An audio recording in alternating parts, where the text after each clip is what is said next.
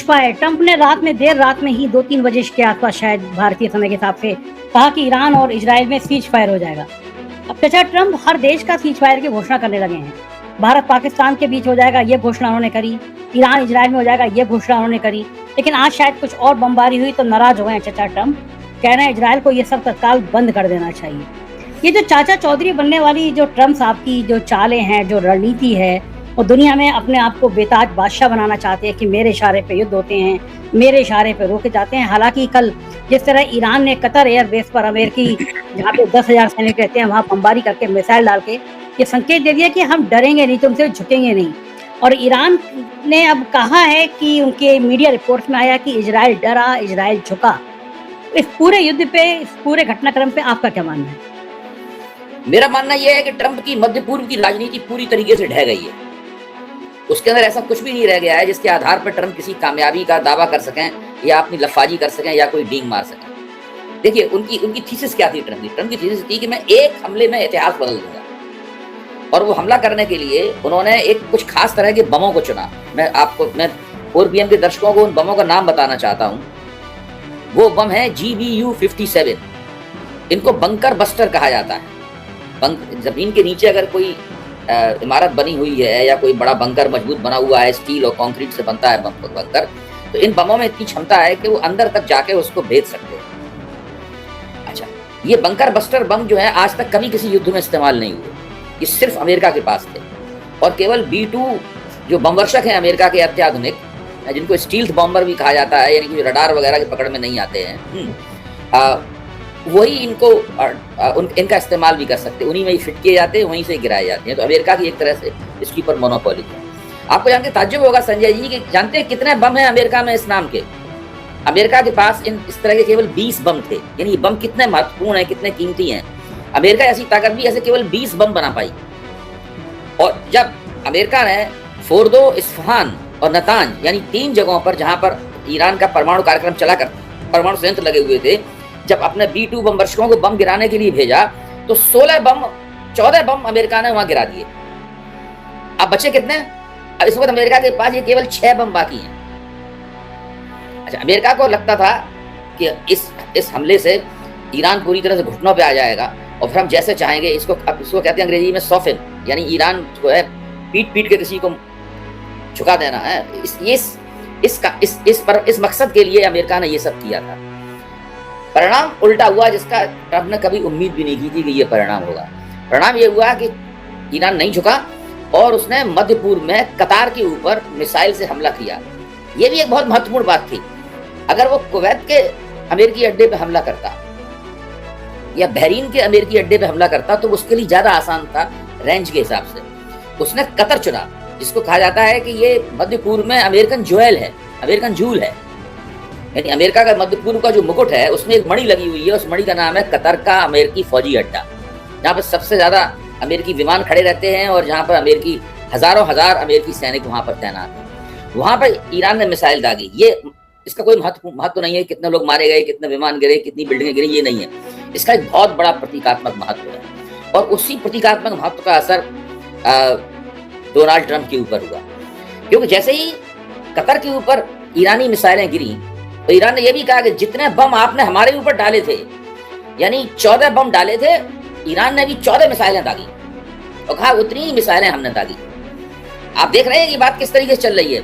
सबसे पहले जो मध्य पूर्व के मुस्लिम देश थे, जहां जो अमेरिका के पिट्ठू बने हुए थे, उनके फौजी अड्डे थे, उन सबका गले का थूक सूख गया, क्योंकि इन देशों के पास कोई अपनी फौज वगैरह सब तो कुछ होता नहीं है, कोई उद्योग धंधा नहीं है। तो इनकी सारी नक्शेबाजी और सारी अय्याशी तेल के दम के ऊपर है, बाकी तो कुछ इनके पास है नहीं। तो इनको लगा कि तो अगर हम युद्ध में आ गए, ये कोई ईरान से युद्ध में कोई मुकाबला तो कर नहीं सकते। तो इन सब ने भी डोनाल्ड ट्रंप के ऊपर दबाव डालना शुरू किया कि भाई ये तो बहुत गड़बड़ हो गया, हमें कतई उम्मीद नहीं थी कि यहाँ भी हमला हो जाएगा। हमने तो आपको अपने यहाँ इसलिए फौजी अड्डा बनाने के लिए दिया था कि यहाँ फौजी अड्डा बना रहेगा, हम भी अपना तेल बेच के मौज करते रहेंगे और आप भी अपना फौजी अड्डा बना के अपनी चौधराहट दिखाते रहिए। तो ईरान के हमले से न केवल अमेरिका की चौधराहट खंडित हुई, बल्कि इन लोगों का जो अमेरिकी पिट्ठू बने हुए थे लंबे अरसे से, उस पर भी इनका खुद का आत्मविश्वास गड़बड़ा गया। तो वहां भी ट्रंप के ऊपर दबाव पड़ा। फिर ट्रंप ने, वो दुनिया के सबसे ताकतवर आदमी कहे जाते हैं, दुनिया के सबसे बुद्धिमान आदमी साबित नहीं हुए। उन्होंने पहले ये आकलन नहीं किया था कि ईरान प्रतिक्रिया में होर्मुज जल डमरू मध्य जो है, यानी होर्मुज गलियारा जो है उसको बंद कर देगा, भैया बंद करेगा। ईरान के हाथ में उसको बंद करना। अगर ईरान उसको बंद कर देगा तो दुनिया का 80% से ज्यादा तेल की आवाजाही बंद हो जाएगी। इससे दुनिया की पूरी अर्थव्यवस्था जो है वो गड़बड़ा जाएगी, लौट पलट जाएगी, भारत समेत।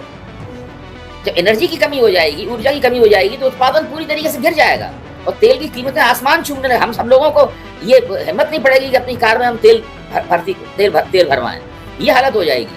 इससे भी ट्रम्प को लगा कि तो हमारे करते हुए होगा, जो मेरे कारनामे का परिणाम होगा। इससे बुरी तरीके से हिल गए। फिर अपने सुरक्षा सलाहकारों के साथ बहुत देर तक ये बातचीत करते रहे। इनकी समझ में नहीं आ रहा था क्या करें, तो इन्होंने मजबूरी में एक तरफा फैसला किया कि सीज फायर होना चाहिए, युद्ध विराम होना चाहिए। फिर ईरान से संपर्क किया और इजराइल से संपर्क किया। उन दोनों को अच्छा लगा होगा कि भाई खुद ट्रम्प चाचा कह रहे हैं कि सीज फायर हो, तो वो मान लिया। अब उसमें दूसरी दिक्कत भी है, वो भी समझने की जरूरत। दूसरी दिक्कत यह है कि इस युद्ध में जो तीन पक्ष जो थे, अमेरिका, ईरान और इजराइल, ये तो साफ दिखाई पड़ रहे हैं। कुछ ऐसे पक्ष भी हैं जो दिखाई नहीं पड़ रहे हैं, जैसे कि दो बड़े आतंकवादी संगठन, या आप कह सकते हैं कट्टर इस्लामिक आतंकवादी संगठन, एक है हमास और एक है हिजबुल्लाह। ये दोनों ईरान के पक्ष हैं। ईरान इनको फंड करता रहा। एक जमाने में तो इजराइल हमास को फंड करता था, आजकल हमास इजराइल के खिलाफ है, लेकिन ईरान इन दोनों की फंडिंग करता है, वो है। दूसरे, मैं ये मानता हूं कि ईरानियों के सबसे बड़े सलाहकार के बाद रूस, चीन और तुर्की बने हुए हैं। ईरान जो जो कदम उठा रहा है वो रूस, चीन, तुर्की की सलाह से उठा रहा है। चीन तो लगातार हर तरह के हथियारों की सप्लाई कर रहा है बिना घोषित किए हुए ईरान को, ताकि अमेरिकी गर्व जो है, मतलब अमेरिकी जो नक्शेबाजी है, अमेरिकी रुतबा जो है ना, वो थोड़ा सा कम हो और अमेरिका की जो चौधरी के रूप में, एक दादागिरी के रूप में जो बनी हुई है, वो घटे। इस काम में ईरान कामयाब रहा है। इस काम में चीन कामयाब रहा है। उसने ईरान के जरिए अमेरिका को एक ऐसा झटका दिया है जो अमेरिका कभी भी भूलेगा नहीं। तो इस वक्त ट्रंप की प्रतिष्ठा में बहुत ठेस लगी है। इजराइल किसी तरीके से इस मसले से निकलना चाहता था, क्योंकि उसको बहुत नुकसान हुआ है, उसको रिकवरी करने में कई साल लगेंगे। नुकसान ईरान को भी हुआ है, उसको भी रिकवरी करने में कई साल लगेंगे। और ट्रंप की सारी बातें गलत साबित हो गई। जैसे कि जब उन्होंने 11 GBU-57 बंकर बस्टर्स गिरा दिए, उसके बावजूद भी इस बात की कोई गारंटी नहीं हो पाई कि ईरान का जो परमाणु कार्यक्रम था वो ठप हो जाएगा।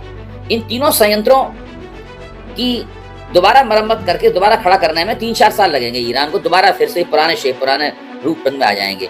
और सैटेलाइट की तस्वीरें बताती हैं कि इस्फहान का जो संयंत्र है, यहाँ पे 64% यूरेनियम उनका स्टोर था, का भंडार था। वहां पर बहुत बड़े बड़े ट्रक खड़े हुए हैं। उन्हीं ट्रकों में लाद के ईरान ने पहले ही वहां से दोनों सब तरफ से यूरेनियम हटा के कहीं और रख दिया था, कहीं और उसका भंडारण कर दिया था। तो उसके पास अभी भी अपना 408 किलो 60% तक परिष्कृत, यानी 60% तक इनरिच्ड यूरेनियम ईरान के पास मौजूद है। 2-3 साल में वो मरम्मत करके अपने परमाणु संयंत्रों को दोबारा चालू कर सकता है और यूरेनियम का एनरिचमेंट की प्रक्रिया फिर शुरू हो सकती है। आप ध्यान कीजिए, शुरू में ट्रंप का उद्देश्य क्या था? घोषित उद्देश्य ये था कि ईरान के साथ में एक एटमी समझौता किया जाए। उसके लिए 5 चक्रों की बातचीत हो चुकी थी। उस एटमी समझौते का मतलब ये था कि ईरान के ऊपर एक सीमा आरोपित करना है कि आप इस सीमा से ज्यादा, इस प्रतिशत से ज्यादा अपने यूरेनियम को एनरिच नहीं कर सकते। आपने 7% कर 60% कर लिया है, 5-6% और कर लीजिए। हम 90% तक नहीं जाने देंगे, तब आप बम बनाने का यूरेनियम आपके पास हो जाएगा। वो आप कर लीजिए। फिर अचानक इन्होंने अपना रवैया बदला। इन्होंने कहा कि हम एनरिचमेंट की सीमा नहीं आरोपित करेंगे, हम तो इनका पूरा सिस्टम ही तबाह कर देंगे। तो ये अपनी मर्जी से उन्होंने किया। और इस चक्कर में जो इंटरनेशनल एटॉमिक एनर्जी एजेंसी थी, उस एजेंसी के प्रोटोकॉल का भी इन्होंने उल्लंघन किया। वो तीनों संयंत्र जहां पे उन्होंने हमला किया था वो उसकी निगरानी में थे। जब तक उस निगरानी में हो तो उनके ऊपर हमला नहीं किया जा सकता, उसकी भी इन्होंने कोई परवाह नहीं की। तो इस वक्त ट्रंप सारी दुनिया के सामने मजाक के पात्र बने हुए हैं। स्वयं अपने देश के नागरिकों के सामने, अपने समर्थकों के सामने भी इनकी प्रतिष्ठा में पहले के मुकाबले कमी आई है। और अब केवल ये दावे करके हमने ऐसा किया, हमने वैसा, अमेरिका के तमाम अखबारों में छप रहा है कि इनके हमलों से ईरान का जो यूरेनियम एनरिचमेंट प्रोग्राम था वो नष्ट नहीं हुआ है। वो अभी भी थोड़ी बहुत टूट हुई है, वो ठीक कर देंगे उसको। तो ये स्थिति है। मुझे लगता है कि अभी कुछ संघर्ष विराम में कुछ अनिश्चितता रहेगी। हो सकता है इधर उधर से कुछ हमले रहें। और अगर डोनाल्ड ट्रंप को ये संघर्ष विराम जमीन पर ठीक से उतारना है तो वो समझ गए हैं कि हमें सबसे पहले इजराइल को ठोक पीट के दुरुस्त करना होगा। अब ईरान तो उनकी बात मानने वाला है नहीं, इजराइल उनका पिट्ठू है, तो इजराइल को वो डांट फटका सकते हैं, इसलिए इजराइल को डांट रहे हैं अपने ट्वीट वगैरह में। मुझे ये बताइए कि अभय जी, जब जिस क्षण में इजराइल ने फैसला किया होगा कि हमें ईरान पर हमला करना है, तो ये बात तो सभी जानते हैं कि अमेरिका से उसने राय मशवरा की होगी, एक प्लानिंग की होगी, ईरान की क्या स्थिति है इसका आकलन किया होगा, उनकी कितनी मिसाइल्स हैं इसकी जानकारी रही होगी, और फिर बड़ा हमला किया जिससे बहुत सारे लोग मारे गए, ईरान के वैज्ञानिक, साइंटिस्ट, अफसर, तमाम लोग मारे गए। मैं जानना चाहता हूँ कि क्या इजराइल और अमेरिका ये आकलन करने में चूक गया कि ईरान अब कितना ताकतवर हो चुका है, अब ईरान पर हमला करेंगे तो कितना नुकसान होगा, ये अध्ययन करने में चूक गया? क्या ईरान को बहुत कमजोर समझ लिया, या ट्रम्प बाबू ज्यादा? इन्होंने दो गलतियां की, तीन गलतियां की मैं ये कहूँगा। पहली गलती तो की जब इजराइल का हमला करवाया, मैं मानता हूँ अमेरिका से पूछ के ही इजराइल ने हमला किया था। ये इजराइल की कोई इतनी औकात नहीं है कि वो अमेरिका न चाहे और वो ईरान के साथ समझौता वार्ता चला रहा था, उसी सवाल को लेकर इजराइल अपनी मर्जी से हमला कर दे, क्योंकि आखिरकार ईरान पे गिरने वाला एक एक बम का गोला और जो भी कुछ है सब कुछ तो अमेरिका की देन है, या अमेरिकन टेक्नोलॉजी की देन है, या अमेरिकी पैसे की देन है। इजराइल के पास ऐसा कुछ नहीं है जो इजराइल इतरा है कि हमारा अपना है, इसमें अमेरिका का योगदान नहीं है। तो जो करवाया था तो इजराइल ने बहुत जबरदस्त हमला किया। तो मुझे क्या लगता है कि उस हमले के कारण इजराइल को उम्मीद थी कि ईरान पूरी तरह टूट जाएगा। तमाम लिस्टें जारी की गई, हमने इतने वैज्ञानिक मार दिए, हमने इतने ये मार दिए, हमने इतने वो मार दिए, ये तबाह कर दिया, वो तबाह कर दिया, और ईरान ने इन बातों का खंडन वंडन भी नहीं किया। लेकिन अच्छा, ईरान के पास वायुसेना नाम की कोई खास चीज नहीं है। 1996 में आखिरी बार ईरान ने पहला आखिरी फाइटर जेट खरीदा था और ये युद्ध थल सेना का युद्ध है नहीं, वायुसेना ईरान के पास कुछ खास है नहीं, लेकिन उसके पास मिसाइलें थी बहुत सी, और चीन भी लगातार, मुझे ऐसा लगता है कि चीन ने मिसाइलों की जबरदस्त सप्लाई वहां पर जारी रखी। रूस तो फंसा हुआ है वहां पे, यूक्रेन में फंसा हुआ है, तो वो तो ज्यादा मदद नहीं दे पाएगा, वो अंतर्राष्ट्रीय मंचों पर मदद देगा, लेकिन चीन ने लगातार अपने विमान भिजवाए। हमने पिछली बार आपके साथ कार्यक्रम में कहा भी था कि वहां पर जो कार्गो प्लेन है, चीन के भारवाही विमान है, वो तेहरान के हवाई अड्डे पर दूसरी जगहों पर लगातार उतर रहे हैं। उस वक्त तक 6 से 7 विमान उतरते हुए वहां देखे जा चुके थे, और वो विमान भी इस होशियारी से गए थे कि वो रडारों के चक्कर में वो ट्रैक ना हो, ये भी था। तो इसमें कुल मिला के स्थिति यह है कि उसके पास मिसाइलें थी, और आजकल के युद्ध मिसाइल और ड्रोन से ही लड़े जाते हैं, तो मिसाइलों का उसने बड़ा जबरदस्त इस्तेमाल किया। उसको भी नुकसान हुआ, निश्चित रूप से बहुत नुकसान हुआ। उसके बाद दूसरी गलती इन्होंने की, इन्होंने सोचा कि इजराइल के हमले से नहीं झुका तो हमारे हमले से झुक जाएगा, हम ये खास तरह के GBU-57 बंकर बस्टर से इस्तेमाल करके ईरान का गुरूर तोड़ देंगे। वो भी गलती हो गई। तीसरी सबसे बड़ी गलती इन लोगों ने ये की कि इन्होंने ये आकलन नहीं किया था कि इनके जो मध्य पूर्व के तथाकथित फौजी अड्डे वाले मित्र हैं, ये इतने कायर निकलेंगे। इनकी उम्मीद थी कि कुछ तो खड़े होंगे, ये कुछ तो दम दिखाएंगे, लेकिन दो जो 14 मिसाइलें गिरी इराक के फौजी अड्डे के ऊपर और कतर के फौजी अड्डे के ऊपर, पूरे मध्य पूर्व में इन तमाम तेल की आमदनी के दम पर मौज मजा करने वाले जो देश हैं, मतलब इनका कबाड़ा हो गया। और ये तुरंत उन्होंने ट्रम्प के सामने यार गिर पड़े कि भाई इस मसले से बचाओ, हमने ये सौदा नहीं किया था कि हमारे ऊपर मिसाइलें गिरी, आपके लिए अड्डा हमने अड्डा दिया, आपने अड्डा बनाया, अब हम मिसाइलें नहीं खेलेंगे, ये हमारा काम नहीं। अच्छा, दूसरे हम लोग जानते हैं कि ये सारे देश सुन्नी हैं, इजराइल एक शिया देश है। अगर इस्लाम के इतिहास में जाएं तो सुन्नियों और शियाओं में कभी बनी नहीं है आज तक। पाकिस्तान में ही सैकड़ों शियाओं की हत्या की जा चुकी है, पाकिस्तान भी एक सुन्नी देश है। तो ये लोग कभी ईरान को पसंद नहीं करते, और एक अरब और एक ईरानी को खड़ा कर दीजिए तो देखते ही समझ में आ जाएगा कौन ईरानी है और कौन अरब है। दोनों की भाषा भी अलग अलग है, वो अरबी बोलते हैं, वो फारसी बोलते हैं, कपड़े भी अलग अलग हैं, खाना भी उन दोनों का अलग अलग है, बिल्कुल अलग अलग किस्म के देश हैं। तो ईरान को ये लोग अंदर ही अंदर नापसंद भी करते हैं। लेकिन दूसरी बात ये है कि ईरान को श्रेय जाता है उसने एक इस्लामिक क्रांति की वहां पर, तो ईरान के अंदर तो कुछ करने की तमन्ना है। ये तो वो देश है जिनके अंदर कुछ करने की तमन्ना ही नहीं है। ये लोग तो पड़े पड़े केवल खाते रहना चाहते हैं, अपना तेल बेचते हैं, जमीन में तक तेल बेच रहे हैं, तेल खत्म हो जाएगा तो पता नहीं इन देशों को क्या होगा। ये स्थिति है इनकी। तो ये लोग टिक नहीं पाए बिल्कुल मैदान में। यानी अमेरिका के एक ऐसे दोस्त निकले जो एक हमले में उनकी कमर टूट गई। ये भी 3 बहुत बड़ी गलतियां इन लोगों ने की। ये बात तो ठीक है। अगर ये तुलना में पूछूं आपसे कि ईरान और इजराइल में अंततः ताकत की, नैतिकता की, हिम्मत की जीत किसकी हुई, इजराइल की या ईरान की? इसमें कोई शक है ही नहीं संजय जी। इजराइल तो अमेरिका का पिट्ठू है, ईरान किसी का पिट्ठू नहीं है। ईरान अपने पैरों पर खड़ा हुआ है, उसकी लोग मदद कर रहे हैं, लेकिन वो रूस का पिट्ठू नहीं है, ईरान चीन का पिट्ठू नहीं है, ईरान तुर्की का पिट्ठू नहीं है, ईरान उत्तर कोरिया का पिट्ठू नहीं है। ईरान अपने पैरों पर खड़ा हुआ है और ईरान में इतनी क्षमता है, इतने प्राकृतिक संसाधन भी उनके पास है। ईरान के पास भी बहुत तेल है और सस्ती दर पर देता है ईरान। गैस भी ईरान के पास काफी है, सस्ती दर पर देता है ईरान। मैं ये मानता हूं कि 3-4 साल के अंदर इस युद्ध में जो भी नुकसान हुआ है, ईरान उसकी भरपाई कर लेगा और दोबारा उसका जो यूरेनियम एनरिचमेंट प्रोग्राम है, ये दोबारा शुरू हो जाएगा। यूरेनियम एनरिचमेंट प्रोग्राम, इसको ये लोग सब रोक नहीं पाएंगे।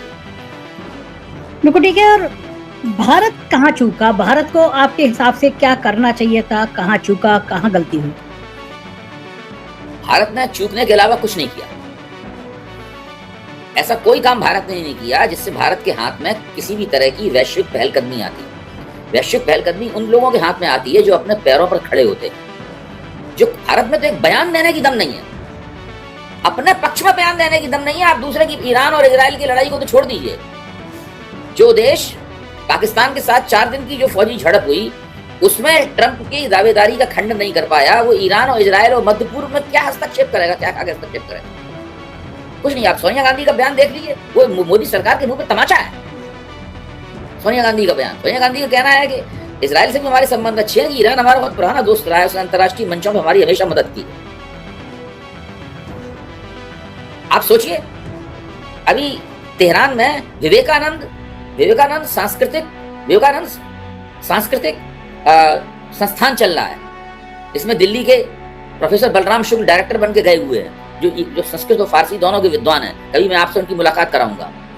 आप कल्पना कर सकते हैं कि इजराइल में इस प्रकार के संस्थान चल रहा हो, पाकिस्तान में इस प्रकार का संस्थान चल रहा हो। ईरान और भारत दो इतनी पुरानी सभ्यताएं हैं, कितना नजदीक है वहां पे। भारत के अंदर भी फारसी का एक कल्चर रहा है हमेशा से, एक फारसी की ज्ञान परंपरा रही है। ईरान और भारत तो सांस्कृतिक रूप से एक दूसरे के बहुत नजदीक है। इजराइल से भारत का क्या संबंध है? कुछ नहीं। तो ये चूक क्यों करी होगी भारत ने? क्या समझ के की होगी? मोदी सरकार को क्या सलाह? इजराइल के प्रति एक बड़ा आकर्षण है, अभी से नहीं है, बहुत। मैं तो मेरे घर पे जो तमाम पिताजी के साथ बैठ के नेताओं वगैरह में चर्चाएं हुआ करती थी, तो इजरायली राष्ट्रवाद जो है उसको राष्ट्रीय स्वयंसेवक संघ के लोग हमेशा से बहुत पसंद करते थे। ये मैं 70 के दशक की बात कर रहा हूँ, तब से बहुत पसंद करते हैं। कारण क्या है, क्यों करती है? इसका कारण ये है कि जो आरएसएस की कल्पना है कैसा राष्ट्र होना चाहिए, वो सोचते हैं कि मिनिएचर तौर पे इजराइल उसी तरह का राष्ट्र है। भाई एक तो मजहबी जोश, अच्छा हिंदू धर्म मजहब है नहीं, धर्म तो अलग चीज है, मजहब अलग चीज है। एक तो वहां पे एक मजहबी जोश, एक जासूसी संस्था मोसैड और मिलिट्री इंडस्ट्रियल कॉम्प्लेक्स, इन 3 चीजों से मिलकर इजराइल बना। ये राष्ट्रीय लोग हिंदू धर्म को एक मजहब में परिवर्तित कर देना चाहते हैं, यानी उसका सेमेटाइजेशन कर देना चाहते हैं। सियामी धर्म, यानी 3 सियामी धर्म है दुनिया में, ईसाइयत, इस्लाम और यहूदी धर्म, इनमें ये इस जैसा सब हो जाए, ये करना चाहते हैं। दूसरे, एक जो आंतरिक सुरक्षा का प्रतिष्ठान है, उस आंतरिक सुरक्षा के प्रतिष्ठान, जांच एजेंसियां वगैरह, इन सब की पूरी हुकूमत कायम कर देना चाहते हैं, जो पिछले 10-11 साल में इन्होंने कायम कर दी। और कोशिश कर रहे हैं किसी तरह से फौजी इंडस्ट्रियल कॉम्प्लेक्स यहाँ भी बने। इसीलिए निजी क्षेत्र को, अंबानी अदानी को रक्षा प्रतिष्ठान में लाया जा रहा है। पूरी कोशिश है कि बहुत बड़े आकार का इजराइल बन जाए भारत। इजराइल के प्रति जो एक आकर्षण है, आप देखिए, पहले जब इजराइल से भारत के कोई खास संबंध नहीं थे, तब भी सुब्रमण्यम स्वामी, जब मोदी जी ऐसा कोई झगड़ा उनके अंदर नहीं था, भारतीय जनता पार्टी के खास आदमी होते थे, इजराइल की यात्राएं किया करते थे सुब्रमण्यम स्वामी उस वक्त। तो इनके प्रति बहुत ही गहरा हिंदुत्व की विचारधारा। और इजराइल का जियनवाद, जियन क्या है? जियन मध्य पूर्व में एक पहाड़ी का नाम है। माना जाता है कि वहीं से यहूदियों को निष्कासित किया गया था, इसलिए उसको 19वीं सदी में एक जियनिस्ट आंदोलन वहां चला, जिसके जो इजराइल का विचारधारात्मक आधार है हिंदुत्व और जियनवाद, जियनिज्म जो है ना, दोनों एक ही पलड़े पर रखे हुए। तो ये इजराइल की अब तो पिटाई हो गई है, तो बहुत बुरा लगेगा कि इजराइल की पिटाई हो गई और कुछ हो नहीं पाया। तो देखिए, इनके हाथ में तो कुछ है नहीं। अगर मान लीजिए अगर ये वो लोग जीत जाते या उनका हाथ ऊपर होता, तो यहाँ पे अभी भारतीय जनता पार्टी और उनके प्रवक्तागण जश्न मना रहे होते। आपको ध्यान होगा, जब पिछली बार डोनाल्ड ट्रंप चुनाव हार गए थे, तो भारतीय जनता पार्टी के प्रवक्ता इतने चिढ़ते थे यहाँ मंचों में बैठ के, चुनाव हार गए, बड़ी गुस्सा आ रहा था वो क्यों हार गए।